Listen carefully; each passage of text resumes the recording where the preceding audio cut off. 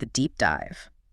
You know, when you buy a brand new computer, it's just a thing of absolute beauty. Oh, for sure. It's lightning fast, the desktop is completely clear, and it just perfectly does exactly what you need it to do. Right. It's pure potential. Yeah. Operating without, a hint of hesitation or friction. Exactly. But give it like 3 or 4 years, you download 100 random apps, you click accept on dozens of terms and conditions you never actually read. Yeah, we're all guilty of that. And suddenly, opening a simple Word document takes 5 minutes. I mean, the cooling fan sounds like a jet engine taking off from your desk. Because the underlying hardware is still fine, right? Mm-hmm. But the system is completely bogged down by bloatware. It's exhausting its own resources just to stay awake. And that is exactly what we are exploring today. But we aren't troubleshooting a laptop. We are looking at the human mind. Which is infinitely more complicated than a laptop. Way more complicated. Because it turns out the ultimate manual for uninstalling our mental bloatware was written decades ago by a Thai Buddhist monk named Buddhadasa Bhikkhu. Yeah, it's a truly fascinating foundational text called A Manual for Mankind. And I think the biggest surprise here is that we aren't looking at a collection of mystical chants or dry religious dogmas. Not at all. I mean, you hear the words Buddhist manual, and you probably picture someone sitting cross-legged on a freezing mountain in absolute silence for 10 years. Right, the classic stereotype. But this source actually presents a radical, highly psychological toolkit for surviving modern burnout. So, okay, let's unpack this. Let's do it. Our mission for today's deep dive is to strip away all the mystical fluff, all the cultural baggage we've inherited, and uncover what this text proposes as the ultimate life hack, which is the art of simply knowing what is what. And to get there, we really need to explore this philosophy not as a strict set of rules that you just blindly follow, but as an advanced science of the mind. A practical science. Exactly. It's a practical science that has one very specific, very ambitious goal to completely and permanently end human suffering. Wow. So to understand that core science, we first have to look at where all this bloatware came from. And the text offers this really compelling evolutionary psychology take on the origins of religion. It does, and it's a very pragmatic view. Like, early humans were terrified of external nature. Right. If you're living in a cave and a massive thunderstorm rolls in, or a predator stalks your camp, you have zero control. So out of sheer survival instinct, humans created religions of submission. You pray, you offer sacrifices, you bow down. Yeah, you basically beg the lightning not to strike your village. Which makes total sense when you don't understand meteorology. But then, fast forward. Yeah. Human society develops, right? We build sturdy houses, we invent agriculture, we have plenty of food. We get comfortable. Right. And we realize that even when the external threats are gone, you can still be absolutely miserable inside. Because protecting yourself from the rain doesn't protect you from internal suffering. I mean, material wealth can't stop you from aging. It can't stop illness or death or those internal storms of greed and anger and anxiety. Mm-hmm. You can be a billionaire sitting in a penthouse and still be completely consumed by panic. Oh, absolutely. So to combat this internal friction, later humans developed religions of wisdom. But over thousands of years, the operating system gets messy. People start mixing that ancient fear-based submission stuff with the new wisdom. They do. And this text is incredibly blunt about rejecting that mix. It entirely dismisses relying on rituals or begging the universe for favors or praying to sacred objects to save you. Yeah, there is a brilliant razor-sharp quote in the source material that really drives this home. It argues that if holy water could actually wash away sins, then turtles, crabs, and fish would be the most sinless creatures on earth. That is amazing. I mean, it just cuts right through the nonsense. It really does. The turtles would be our spiritual masters. Yeah. And the author uses a really intense, visceral term for all these added fear-based rituals. He calls it tumor Buddhism. It's a stark medical metaphor. The true core of the philosophy is healthy, functioning tissue. But over centuries, it's been suffocated by tumors. And the examples given are so relatable even today, like throwing massive, flashy, incredibly expensive parties just because someone is getting ordained as a monk. Oh, yeah? Or taking traditional ceremonies like the Kathina, which historically was just a practical day for monks to humbly gather and sew their own robes together and mutating them into giant excuses for drinking, gambling, and aggressive fundraising. Which completely inverts the original intent, right? Mm-hmm. The purpose of those practices was humility, letting go of ego, and community cooperation. Yeah. But the tumor turns it into an ego-driven carnival. It's the bloatware. Over thousands of years, people have installed so many unnecessary toolbars into the religion that the actual operating system can barely function. So how do we uninstall it? Well, what's fascinating here is that the ultimate goal, once you take the scalpel to those tumors, is breathtakingly simple. Okay, I'm ready. The core objective is simply to know what is what. In the original Thai, the phrase is arai pen arai. Arai pen arai. Exactly. If you truly deeply know the exact nature of things, what your job actually is, what your relationships are, what your own fleeting emotions are, you stop operating on ignorance. And if the ignorance is gone, the suffering goes with it. Yeah. But if the whole goal is just to know what is what, we need to define the what. Right. What exactly are all these things you and I are stressing about every single day? To answer that, we have to look through the lens of the 3 universal characteristics, or the Trilakkhana. And these apply to literally every single thing in the universe. Everything. Everything. From the device you're listening to this on to the thoughts in your head right now. Okay, let's break these down because this is the core code of the operating system. Yeah. First up is impermanence, or anicca. Right. Anicca means everything is constantly in a state of flux. Nothing is static. Okay. I mean, the cells in your body are dying and being replaced right now. Yeah. The economy is shifting. Your relationships are evolving. Yeah. The problem isn't the change itself. The problem is that we expend massive amounts of energy trying to freeze a changing world in place. We want our youth to stay forever. We want the honeymoon phase of a relationship to never end. We're basically trying to hold water in our bare hands and getting upset when it drips through our fingers. That's a great way to put it. Which leads directly to the second characteristic, dukkha, which translates to suffering or unsatisfactoriness. Because everything is impermanent, nothing can provide absolute permanent satisfaction. Even when you get exactly what you want, the dream job, the perfect house, there is an underlying friction. Right, because you get the promotion, but now you have the stress of maintaining it. Exactly. You buy the new car, but the moment you drive it off the lot, you start worrying about it getting scratched. There is a baked-in hollowness to relying on external things for permanent peace. Okay, so everything is changing and nothing is fully satisfying. That brings us to the third characteristic, and this is the one that really trips me up. Anatta, or non-self. Yeah, that's a tough one. The idea that nothing has a permanent, independent core. It is probably the most counterintuitive concept for a modern audience. Anatta means that if you look closely at anything, including yourself, you won't find a permanent essence. Really? Yeah. You are a collection of physical parts, memories, cultural conditioning, and fleeting thoughts. But none of those things individually are the permanent you, and they are all constantly changing. So what does this all mean? If there is no permanent me, who is the person stressing out about my mortgage right now? Well, the stress exists, the thoughts exist, but the rigid, separate self that you think you are defending is an illusion. It's like a river.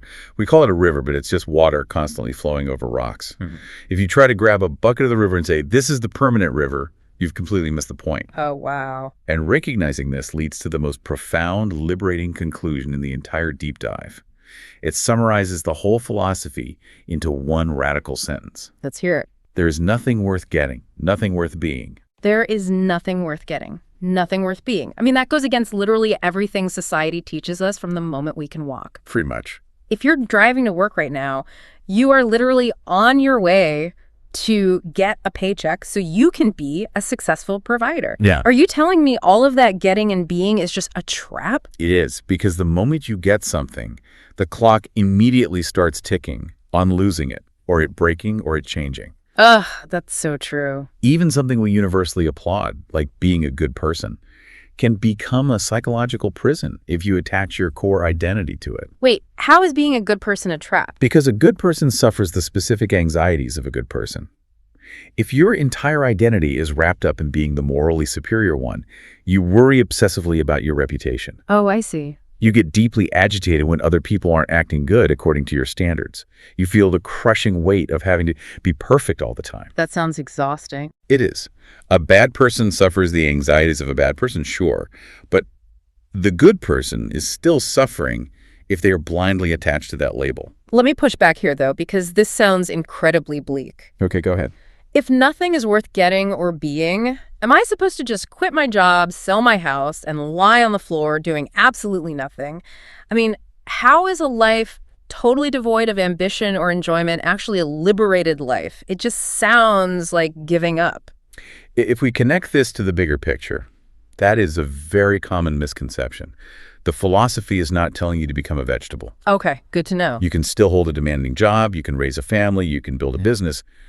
The text explicitly notes that the laws of society still protect your property. The difference entirely comes down to how you engage with those things. So it's the attachment, not the object itself. Exactly. Getting and being, in this context, means getting and being with desperate blind desire. It's the difference between being the master of your life versus being its slave. Take a simple example, eating. An enlightened mind still eats food, but they eat with the clear wisdom of sustaining the physical body. But hold on, if we completely eliminate the enjoyment of the flavor, aren't we just turning into robots eating nutrient paste? I love a good slice of pizza. Am I failing if I enjoy it? Not at all. Enjoying the sensation of the pizza in the present moment is just knowing what is what. The pizza tastes good. That's a fact. Okay, great. The suffering, the bloatware, kicks in when you finish the slice and immediately crave another one, or when you feel miserable the next day because you can't have pizza again. Oh, right. It's the clinging to the sensation after it's gone and the craving for it before it arrives that causes the pain. That makes perfect sense. Enjoy the flow of the river, just don't try to put it in a bucket and carry it home. Exactly. But letting go of that craving is brutally hard. I mean, I know logically I shouldn't stress about a presentation at work, but my heart rate still spikes. If there is no permanent self, why am I so fiercely protective of my ego? Because we are dealing with powerful primal mechanics.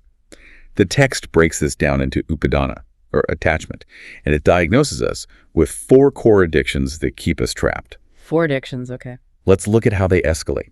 First, there is attachment to sensual pleasures. The text argues this is the root cause of almost all worldly chaos. From petty household arguments over what to watch on TV, all the way up to global wars over resources. Yep. We want what feels good, and we will fight anyone who gets in the way of it. Man. So what's the second one? The second addiction is attachment to views and opinions.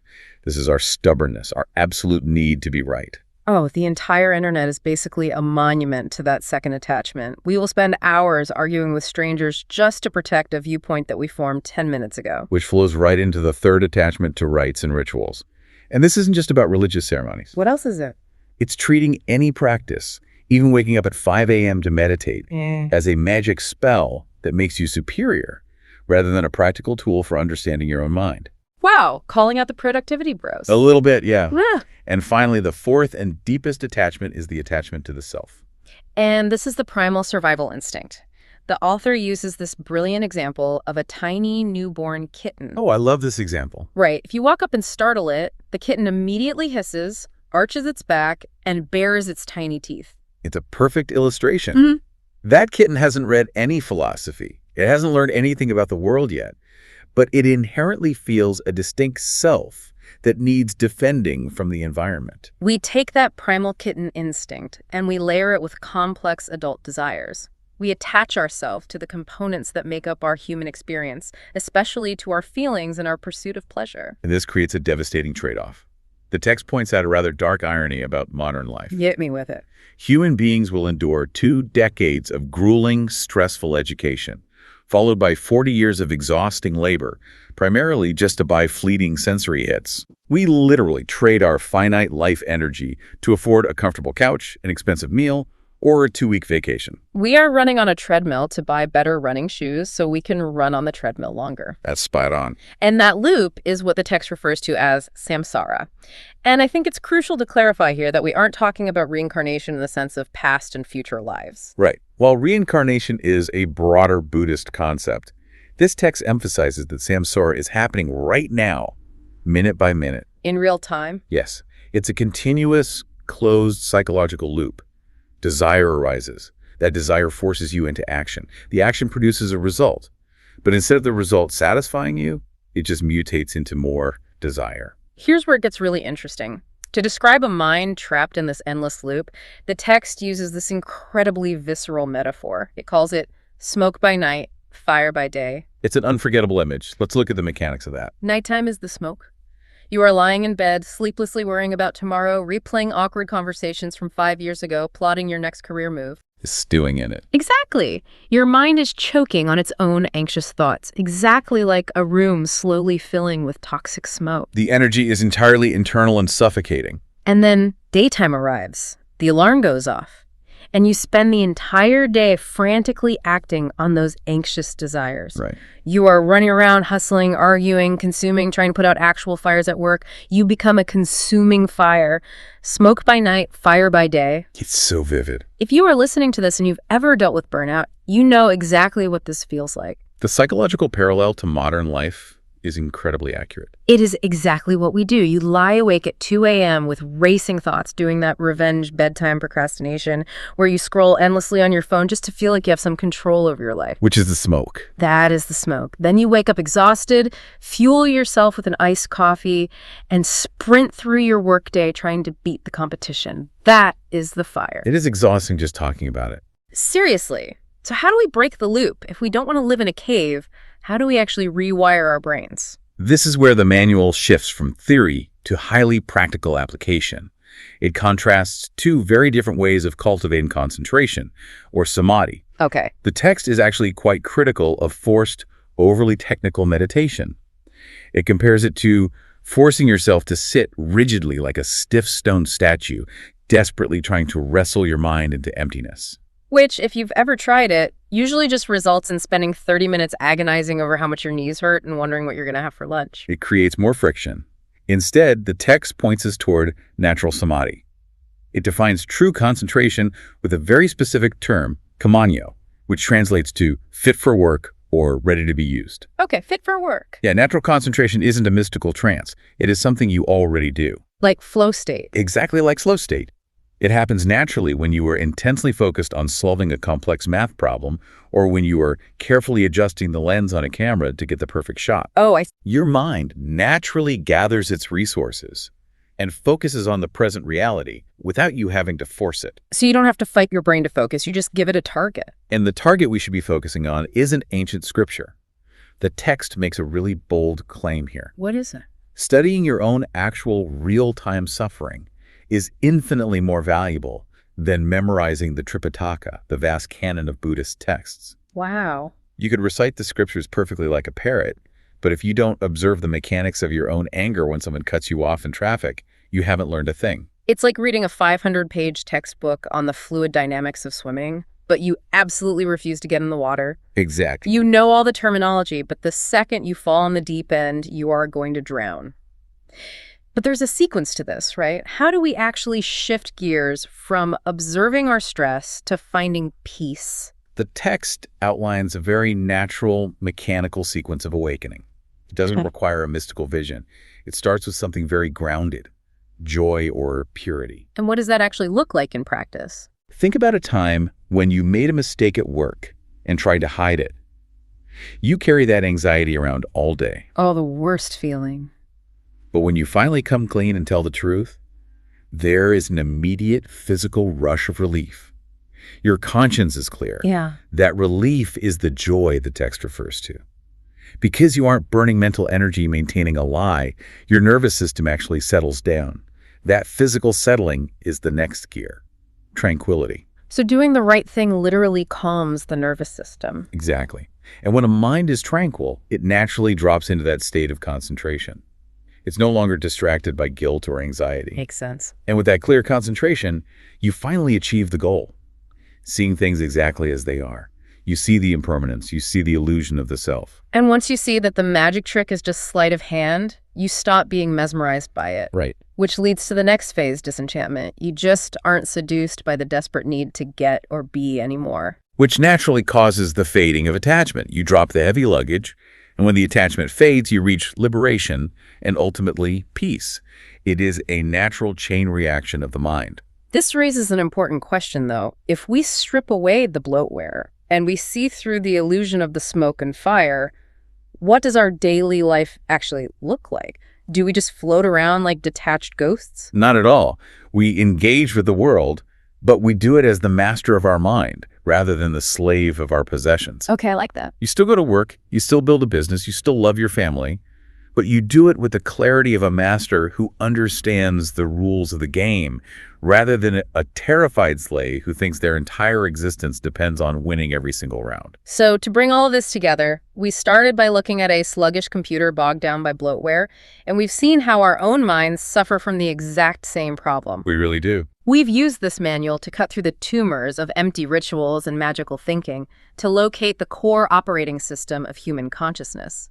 And that operating system functions beautifully when it simply knows what is what. By recognizing the exhausting loop of smoke by night, fire by day, and truly absorbing the reality that nothing in this changing world is worth grasping with desperate, blind attachment, we finally find an exit door. An exit door that's right here. Yeah, we don't have to retreat to a monastery. We just have to upgrade how we interface with our reality, using clear, natural observation instead of endless, exhausting desire. And that brings us to a final thought I want you to take with you today. The text we just explored warns that human beings have a deep evolutionary attachment to two things above all else: sensory pleasures and stubborn opinions. The two big ones. Now, think about the digital ecosystem we live in right now. The algorithms on our phones and computers are literally engineered by some of the smartest behavioral scientists on Earth to feed us an endless, addictive stream of sensory hits. Oh, absolutely. And to trap us in echo chambers that validate our most stubborn opinions. If the platforms we interface with every single day are perfectly designed to maximize the exact attachments that cause human suffering, is true rebellion in the 21st century simply the quiet, radical act of choosing to see things exactly as they are?